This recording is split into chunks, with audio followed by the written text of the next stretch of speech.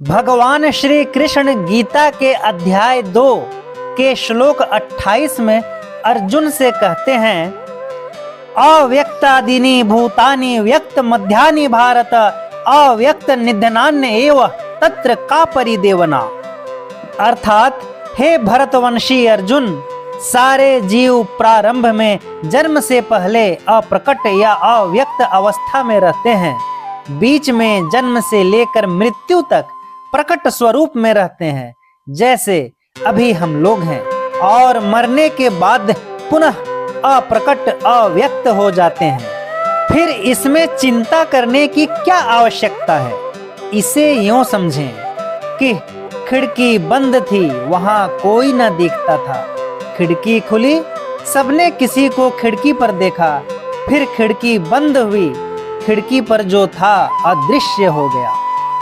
आध्यात्मिक दृष्टि से देखें तो हरेक जीव की अदृश्य रहने की सूक्ष्म अवस्था से एक स्थूल दृश्य अवस्था आती है। फिर जीवन काल समाप्ति के बाद जीव अपनी मूल अवस्था यानी उसी सूक्ष्म अवस्था में पुनः चला जाता है। एक धुंध से आकर वापस उसी धुंध में चला जाता है। सबसे बड़ी बात है कि इस अप्रकट अवस्था में वस्तुएं समाप्त नहीं होती। इससे क्या फर्क पड़ता है, खिड़की दोबारा खुलेगी, दोबारा उस आदमी का प्राणी का दर्शन होगा। हाँ, कुछ रंग रूप भौतिक स्वरूप दूसरा हो सकता है। भगवत गीता का वैदिक निष्कर्ष भी तो यही है। हम शाश्वत सत्ता, इटर्नल एवरलास्टिंग इंटाइटी, आत्मा के अस्तित्व को स्वीकार करें, उस पर विश्वास रखें, न कि भौतिक सत्ता, फिजिकल इंटाइटी, नश्वर शरीर पर।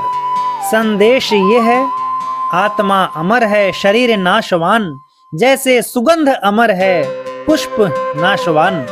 आत्मा और सुगंध दोनों ऊर्जा के रूप हैं, दोनों अमर अविनाशी हैं।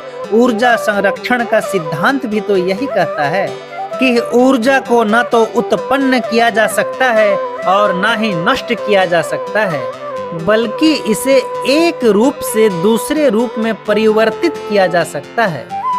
बरबस ही कवि गोपाल दास नीरज जी की कविता की चंद लाइनें प्रासंगिक हो उठी हैं।